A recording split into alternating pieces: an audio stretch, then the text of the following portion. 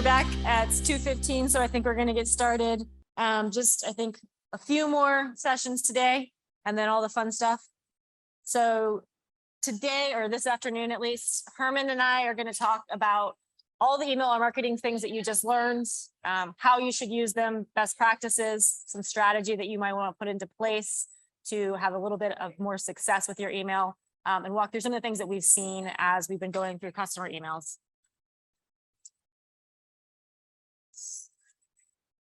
Herman, would you like to introduce yourself? My name is Herman. I'm senior account manager here at RunSignup. I've been with the company for 7 years, and I'm out of Richmond, Virginia. If you have any questions, Herman can answer just about anything. I think he's been in the demo room most of the day doing that. So I'm Johanna. I've been up here talking at you guys a few times. So I work with marketing in RunSignup, and email. The new email platform is one of my favorite things that we have. Overall email stats. So kind of looking at how this, it's not working. Okay, try that again. I've had lots of problems with laptops today.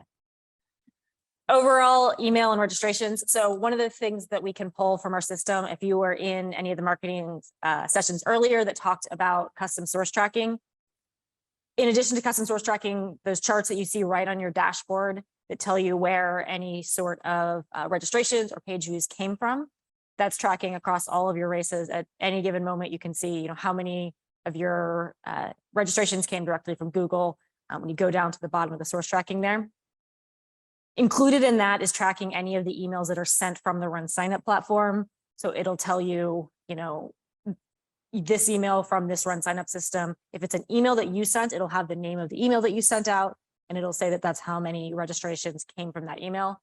If it is an email that, another RunSignup user included the email, your information in, you'll just see email from another race. So you won't be able to see what the email was, but you will actually see that it came from an email sent by RunSignup. Because you all have that individual data, we can actually look at that as a whole. And so we can say from that, 7.7% of registrations in 2021 came from emails specifically in our system. The caveat to that is that those emails do not include any emails from someone who is using another email platform. If it's a Constant Contact or a Gmail or whatever, those aren't included in that number. There also doesn't include anyone who sent an email from our system to an external website, and then from that external website, someone clicked on something else and then registered, because it's going to say that they came from your website. Or if someone reads it, goes and looks at the event, doesn't register that day and goes back direct the next day, it's going to say that. So I say that to say that 7.7% is a significant undercount of how many registrations are actually driven by your emails. And even as is, that's a not small number of events. So that's kind of why we talk about email so much, is it's going to be a big driver for your registrations. We've sent a lot of emails in the last, I don't know, 6 years or so, 7 since we said initial email marketing. More and more every year. Some of that is that we have more and more races, but also just I think more and more people are realizing that using email that is free is useful. And so we have a lot of capacity within our system to keep sending more and more. One note that I'll call out here, automated emails, we'll talk about a little bit. And I know if you were listening to Elizabeth and Steve, not all the automated emails are actually moved over into V2 yet. In the meantime, as we talk about those, you do have the ability to still use just automated emails in the legacy email, and your fancier, nicer, prettier emails for your regular email marketing from V2. As we get along, those automated emails will be built into V2, and you'll no longer need to use a legacy version. 14% of registrations that came from email in 2021 were from the automated price increase emails. So that doesn't include someone who went in and set up their own email that said, hey, our price is going up, you should register before then. That's specifically people who set up ones that were already set up in our system to automatically recognize the price is about to go up, and sent those out then. So it's a pretty easy way to make sure that you don't forget that the price is going up pretty soon, and you should probably send out an email.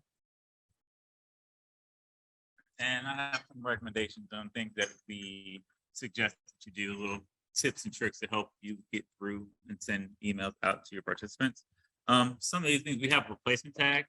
So what replacement tags pretty much are, it's going to be a little code, percentage, first name, percentage signs, and what it's going to do is make your email more personal. So instead of saying hi runner, hi participant, you can say hi and put that replacement tag in there, and it's going to put that person's first name in there. This is also useful with pulling in registration information from the participants. If you want to send in their bib number, anything like that, t-shirt size, just as a little reminder, pre-race checks, so they can just make sure that they did select the right size, they do have the correct bib number, and things of that nature.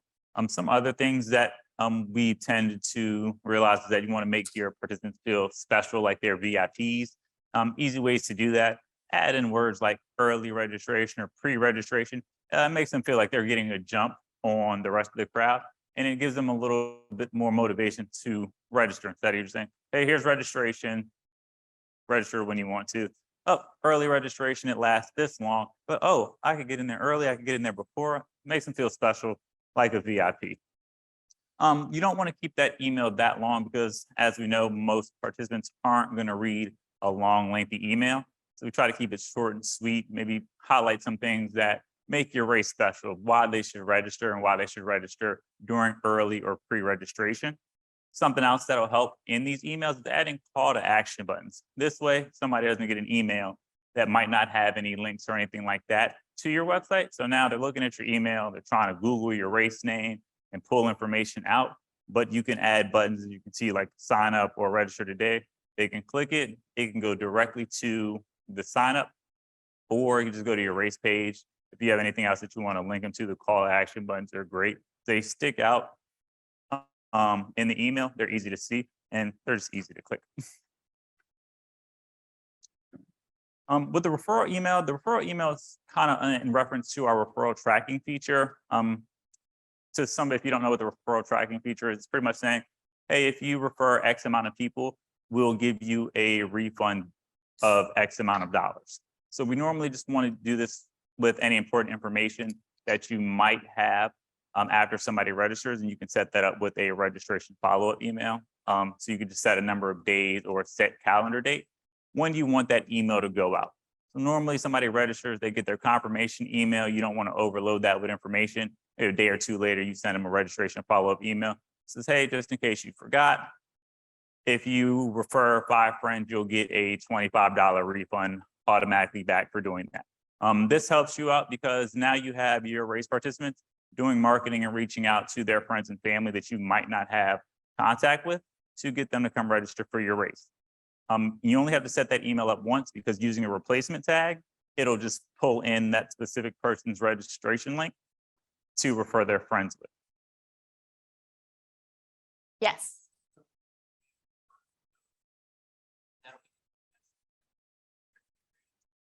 It's the code that they need to share with their participants, so it'll track them. So it is automatically made, and that is a replacement tag that shows up automatically. So you can just pull the replacement tag that says their link. You don't have to make that list. Nope. No, when they register, when they complete it, they'll get a pop-up. It just says, hey, it'll give them the rules of your referral tracking. So if you refer X amount of people, you'll get this, here's your link. It'll also be in their confirmation email. So we put it there a few times for them to see. So you don't have to do anything for that. Yes.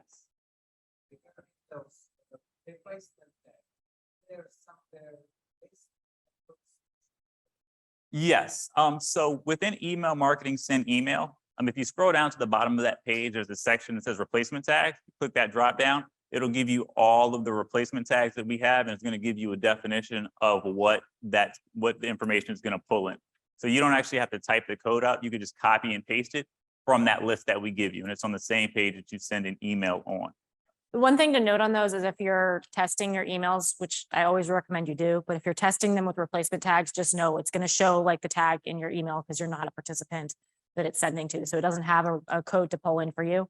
So expect to see that same code and not the actual link that's going to show up for your participants. Yes.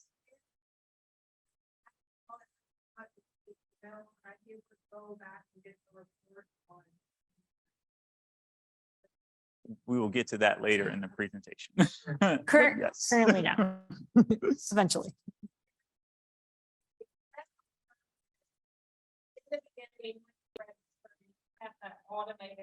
It does go to their confirmation email. We recommend if you're, yes, it definitely is in the confirmation email. We recommend if you want to encourage people that you include it multiple times, especially because a lot of people don't read their confirmation email until they're going to the race, but it is included in there, yeah. Another automated email that we have, it's the price increase email. So what this is going to do, it's automatically going to send to your current and your past participants. They're not going to get the same email, so you don't have to customize the tailor. One's going to be tailored to, hey, you already registered, get your friends and family to register too before the price goes up. The one that goes to the previous participants is saying, hey, a price increase is coming, please register before the price goes up, things like that. We recommend sending it 48 to 72 hours before price increase. This just gives them a few days. What I kind of like to do is tend to suggest making your price increases around payday, maybe shortly after. Most people get paid on Friday, so kind of play it off of that. You don't want to send it maybe Monday or Tuesday afternoon when they had a wild weekend already and now they don't have money for your race. You can add call to actions button in there. Include a FOMO image, fear of missing out, just to make them feel like, hey, if you don't jump on this now, the price is going to go, and just show the dollar amount. The price is going to go up $10, $15, $20. Why wait when you can just register now?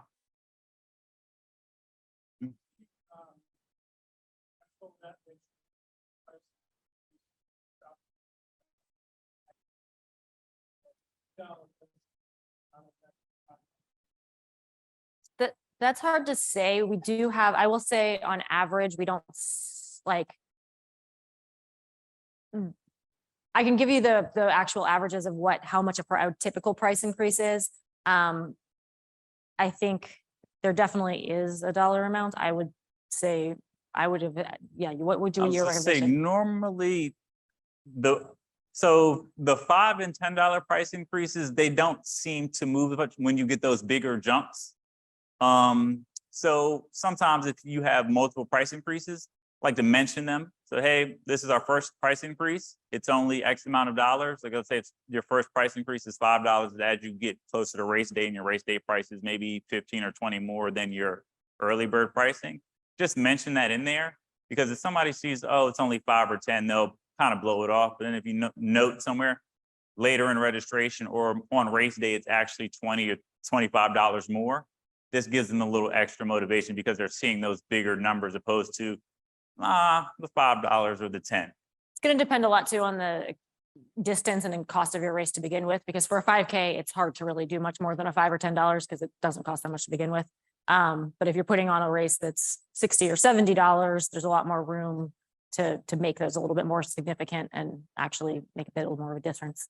Yeah, but we don't have like actual stats on how the price increases dollar amount affects, just because there's no consistency to the price increases on our site. Some races I've seen price increases are $1. I've seen some price increases be $20. So we can't really give data on that.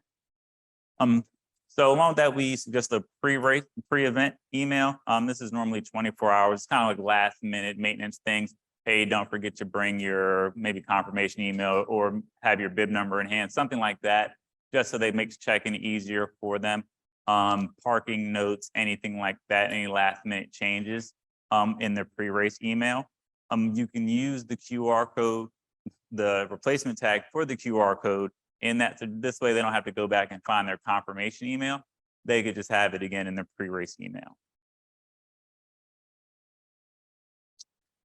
A question I get asked a lot is, are you able to open registration for next year on race day? So you're not able to do that easily. So I normally just recommend just waiting the day after the race and then sending out a post-race email after you renew, because you're able to renew the following day at midnight from your event. Hey, get a jump on registration. You can send them an email. Maybe a lot of races like to give a coupon, a little discount for those who register.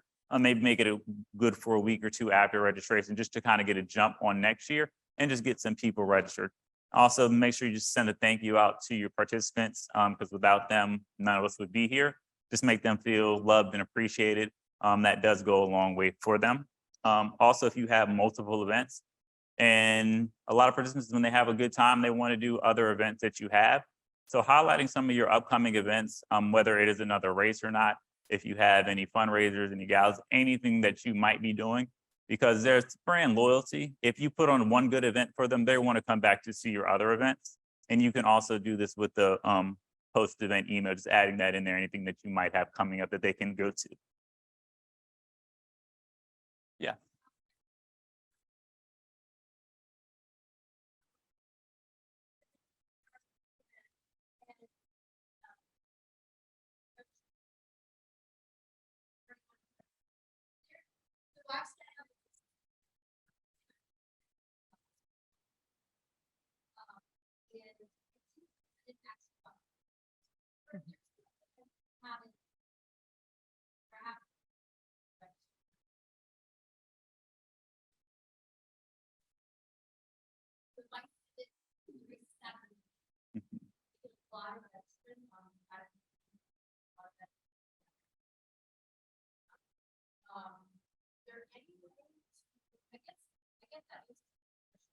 Yeah. Basically duplicate it. You can.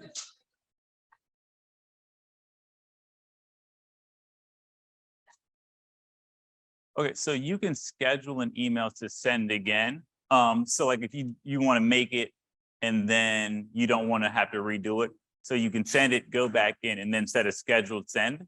So then you say, okay, I want this to send Saturday afternoon. So this way they get it again. But if you only want it to send to new participants as they're registering, so not to the people that already got it, do it as a. So then right what follow-up, you yeah. could do that, you could, another workaround would be creating a custom list. So you sent the first email at this date at this time. Go ahead and set your participant for that, download your participant list for those, and then you can create a custom list and exclude that list so you don't double up. And then it's just only going to go to those who registered after that time frame. You can contact your account manager if you need more detail, they can help you out with that. Was there another question? And that's just automated emails. And again, those are in the email marketing, automated emails. So for now, they're going to be in the legacy. We're going to get that over to the new V2 in the future. Don't have an exact date on that yet. So another important one that I suggest that everybody use is the incomplete registration email. What that's going to do is if somebody starts registering for the race and stops, they get distracted, they get a phone call, they remember a sale is happening and they need to go catch that before it ends. It's going to send them an email based on your settings. So you can set it to go out a number of days after they register. Begin registration. And it's just going to say, hey, we noticed you began registration, but didn't finish. That's something that I always recommend. And then if somebody does go back and register, the system is going to check the participant list to see if they've registered. So they're not going to send it out to somebody who's already registered. So that's another concern that I get asked a lot about. It's like, well, if they go back and register before the email goes out, will they still get it? They will not. Then we have the registration follow-up email and then RaceJoy email. So with RaceJoy, if you don't know, it's the participant tracking app. We're going to be using it tomorrow for the suite run. And this is just a reminder that you can send them out. Hey, use RaceJoy. It's free. Let your friends, family know. Anybody who might not want to get up early and come watch you, they can just watch from home on their phone. They can cheer you on and just motivate you from home. And then also the price increase emails for those.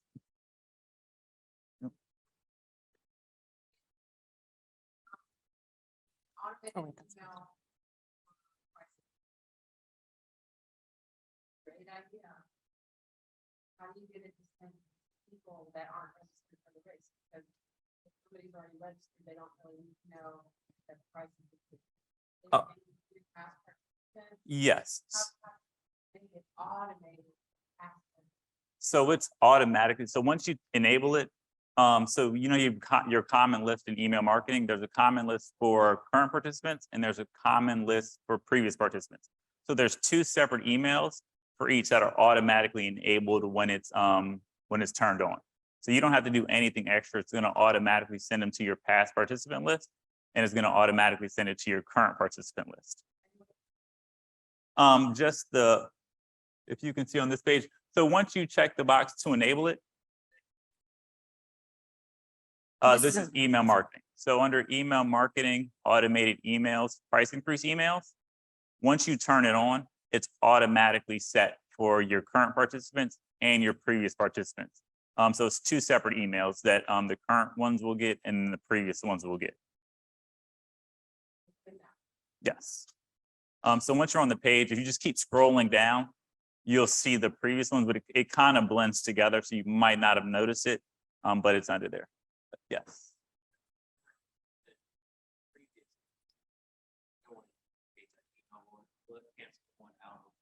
Yes, the current participants are automatically excluded with their previous participant list, so it's going to cross-reference it.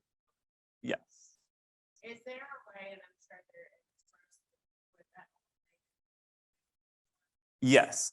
So once you enable the feature, you're going to have to save the page. Once you save the page, that little circle icon, it's going to say view/customize email, but it's not going to show until after the settings are saved.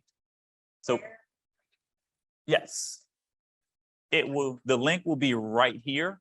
So right now the page hasn't been saved, so they just check the box to enable them. But once you save it, this is going to turn into a link where you can go in and view and edit the emails. Yes.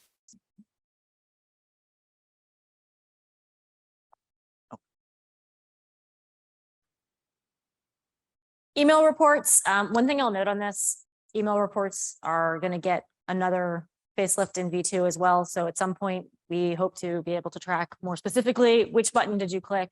That kind of thing should be more in another version. Currently, our reports are a little bit more simple, but they're still really important if you want to actually know what's going on, who's reading your emails, that they are being received, and actually, measure whether or not they're being successful. And then the unsubscribe email. So a lot of people will accidentally unsubscribe from emails. So we get this a lot. So, oh, I'm not getting emails. So if somebody's not getting emails, the first place you want to check is email marketing. You want to go under email reports and then unsubscribe recipients. So that's just going to give you a full list of everybody who's unsubscribed.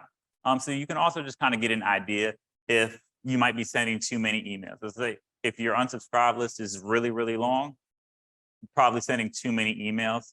So maybe tone it down a bit. But you also are able to resubscribe recipients with their permission just by clicking the link, and it'll add them back into the report to receiving the emails. So the custom source tracking, this is in reference to how can you see how those emails are doing. So what you can do is, this is free, it's going to be in the dashboard. So you can maybe say pre-race email. It'll create a link for you.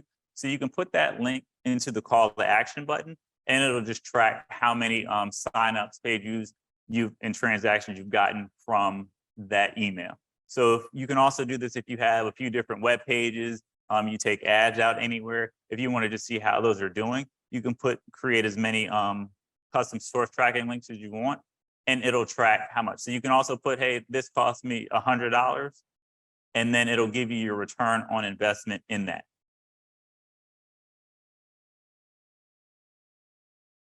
So this is something that we pulled this year. We had a customer who was generous and let us kind of dig through their emails and see how their process went.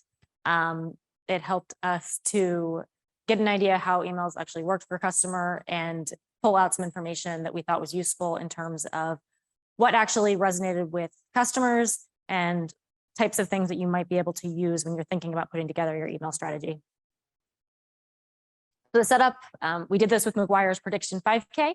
The way that this was set up, they had a handful of emails. I think this year being kind of a short timeline for a lot of events, this isn't a super long email strategy. They started with opening registration 2 months before race day. They sent an email 2 weeks later. They sent an email 2 weeks after that, and 2 weeks after that, and one a week out. If you can tell on their titles here, they really leaned into how much fun, how much of a party their event is, what their shirt looks like, kind of the fun and exciting aspects of their event. They also did have enabled to the incomplete registration emails. So they would send that out the day after someone came in and looked at it and didn't buy. And then also 3 days before the race, They did a last send to all those people who had at some point during that period started registration, not completed it. It was one last reminder that the race is almost here. Maybe you forgot about it and you want to come back.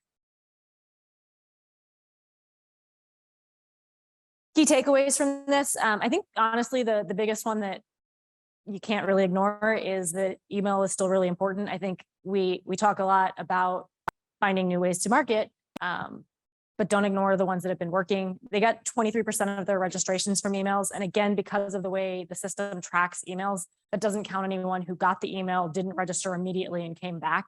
That's specifically people who clicked on the email in their inbox, went in and registered. It was a pretty high return rate on something that they didn't pay for.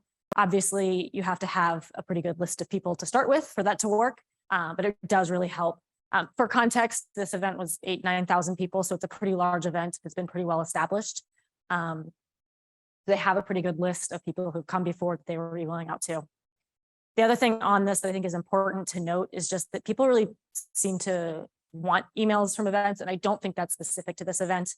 I think people who have been coming to your events hold them close and love them and want to hear from you guys. And so I think it is not, I don't believe it's unusual that the open rates on this are really good. They had about 60% open rate, and that's a unique open rate, which means if I open it 5 times, that still only counts once. That's pretty far above an industry average. And I do think that's because these are community events that people are a little bit closer to and are more likely to trust and believe in. From that 1% unsubscribe rate, there's always going to be people who aren't going to come or just, I'm going to come anyways, please stop emailing me. I have a huge inbox. So don't be thrown off by some number of unsubscribes. 1% is perfectly normal. And I actually cannot see the click rate because I have a picture of it. So that's the kind of key takeaway is that people are looking to hear from you and they really are registering from that. This one I thought was really interesting. Email had a much longer tail than I think we were expecting. 36% of those registrations from email came from an email that had been sent more than a week before. So that means that people aren't, yes, people may get it and immediately go in and register. There's also a good number of people then who are getting it. They might open it and see it and be like, I'm not ready yet. Or they might just be really slow in their inbox and not get to it for another week or two.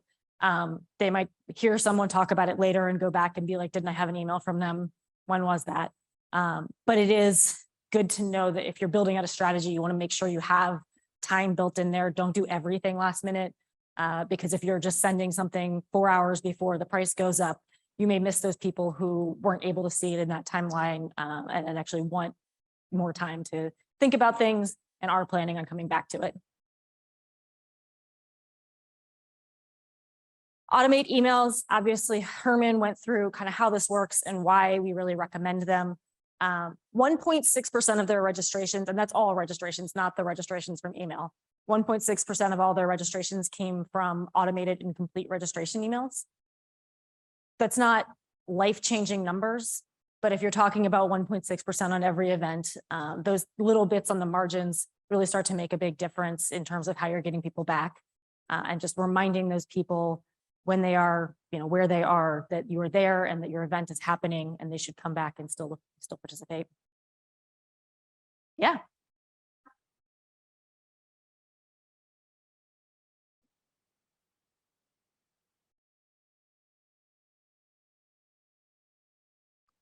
So if you are going to enable it, and your race is already open, so if you have it set to go for a certain number of days after, it's gonna, like you say, 2 days after, it's gonna miss those early registrations, but you can still set it to go out on a specific calendar date. So I would suggest if you are within the middle of your registration, turn it on and just set it to go out on a specific calendar date, and you could set that up for a few different dates.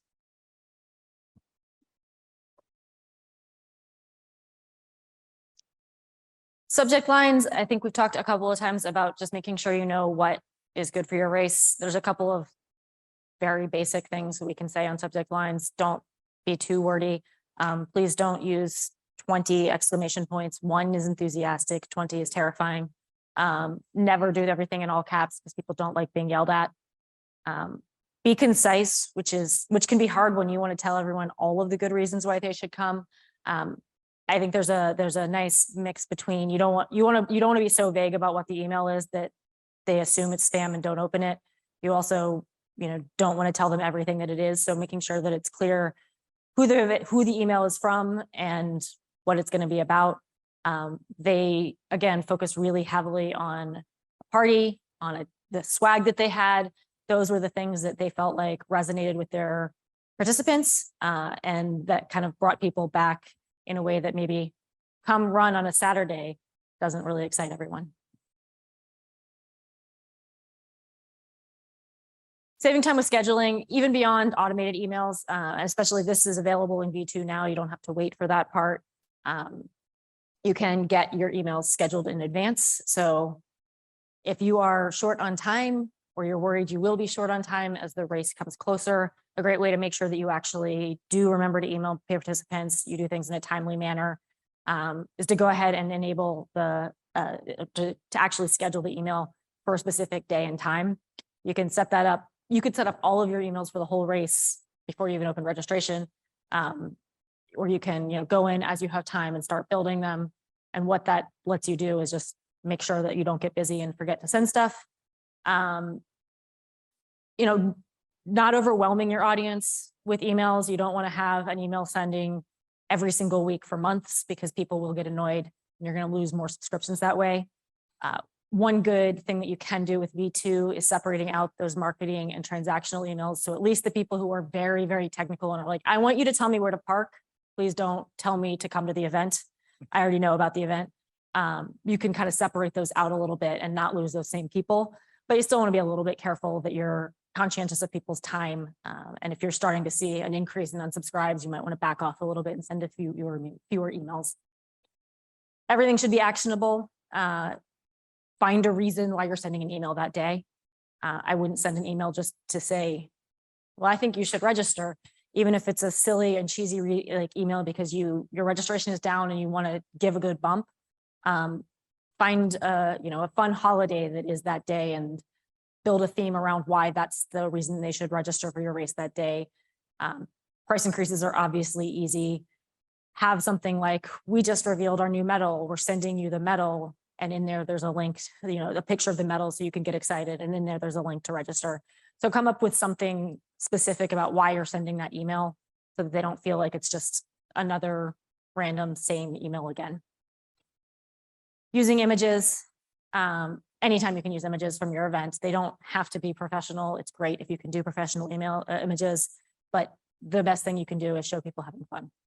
People want to have fun and they want to be reminded to have fun. Organization email versus race email. Does anyone in here know what organization email is? All right, we got 1, 2. This is new. You're not that behind if you don't. And it's just something we're just starting to roll out. Essentially what organization email is that's that same email that's built into your race, but you can use it across all of your events. So you'll have everything in one place. This is eventually kind of going to work for organizations that work with a ton of different events. They want to cross promote their events. They want to have one list that goes for a lot of different types of things or segment out. I want to send to all my running events now. I want to send to all my triathlons now and be able to actually manage everything from within one platform instead of a race by race.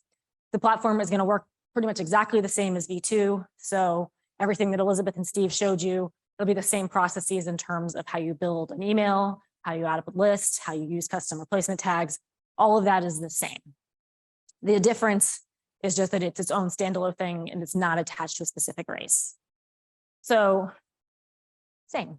There we go. That's the way that this is pulling from the system is it's defined by your payment account. So if you go in now and you can actually on the RunSignup website, you can go to email and there's a link there to create organization email. That'll let you set up email and it's going to pull in automatically anything that is tied to your payment account. So that will automatically pull those lists. If you are someone who works with other events that are on a different payment account, it's not going to pull those in automatically. It does still have the same ability to upload custom lists. So you can still go to those other events, pull their information separately. upload them and include them and still be emailing them from organization email. This is all free. It's all the same, parameters as everything else that we've done in email. So you can actually use this now if you want to start, cross-promoting things. Or the other thing that I think it's really good for is, again, just further separating out the types of emails you send so that you aren't overwhelming everyone with the same emails. It gives you a little bit more flexibility to build different lists for different types of people. You may want to have an organization email that sends out a monthly newsletter or a regular update of here are all the events that are coming up in the next 3 weeks. A big launch for a big major event you may want to send to everyone in your contact list. Whereas for race emails, you can use that to send a slightly more frequent cadence of marketing emails because those are people who want to come to that race. You can hit them a little bit harder than maybe you're going to hit someone who's just hearing about this race. You also are going to want to use your race for participant communications usually, because that's going to have all of your race information right there, and they're going to feel like it's coming from the event. They're going to know what that's from. I think that's it. So if we have any other questions. Yeah. Yeah. Mm-hmm. So frequency that they were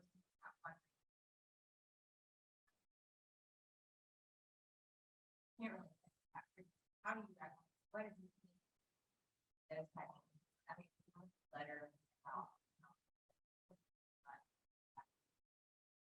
I would stick to more like a newsletter type cadence for everyone, and then keep hitting a more frequent cadence on the individual races.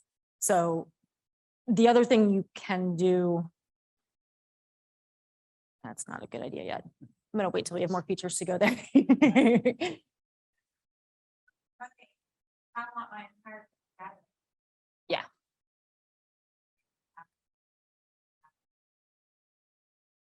Yeah. Yeah. How many races are you talking about? Okay. So that's enough that like you could send one email for that race, 1 or 2 emails, I think, for that race to everyone. If you had 250 races, you don't want to send an individual email to everyone on your list for each one.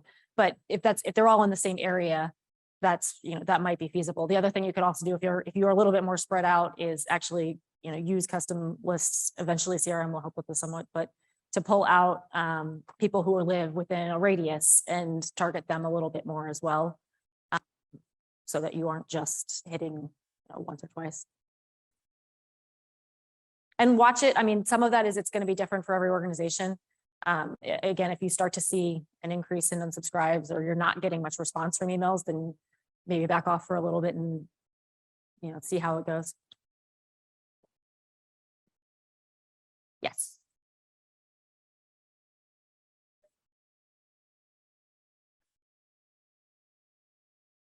That's the point. Yes.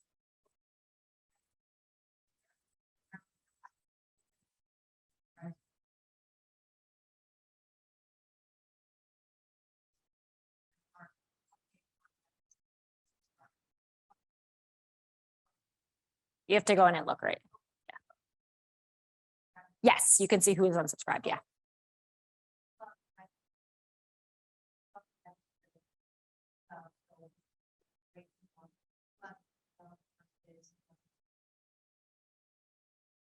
Yes, clubs aren't in yet, correct? Yeah, okay, yeah. But it's not pulling club lists, right? Yeah, I think eventually it should pull club lists. Right now, you just upload your club list. Yeah. Yeah. Yes. Yeah, and yes, the idea is, the reason it is free is because we want to give people something to save money on some of the expensive platforms. Yeah.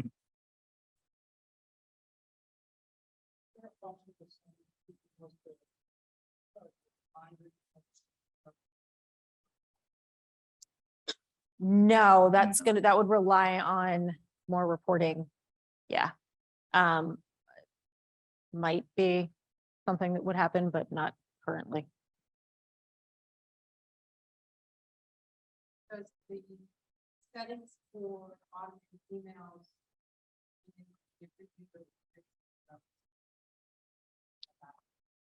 Do you know that? When you renew, they will be in there, but I would always recommend checking them because one thing that happens if you set them to calendar dates, it's not going to change your calendar date to the next year.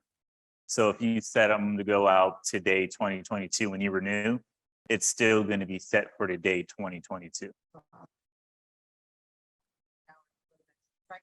Yes. Yeah.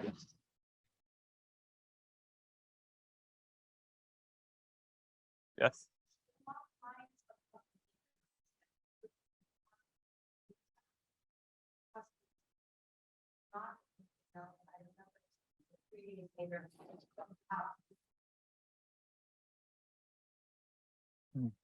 No, our reporting's not that deep yet, so we're not gonna, it doesn't specifically show you what email address opened and what email address did not open an email. Also, I noticed that a lot of people are taking pictures. The presentations are gonna get sent out, just a heads up. So you don't have to take a picture of the slides, we will send them out to you all. Slides before we have the videos ready. All right. I think we're good. Yep. I don't have the list of what's next first now. We are up at I know we're back up at 3:15. Oh, that should be websites in here. Yeah. I'll let Bruce do it because he's been doing a good job. I don't have a mic, you do. Yeah, all right, fine. Coming up next, 3:15, in here, we have components of an event website. Upstairs in Chestnut is going to be certified timers meeting. And then in Walnut, also upstairs, gamifying peer-to-peer fundraising events. So you've got about 15 minutes and then we'll be back. Thanks, Thank you, guys. guys.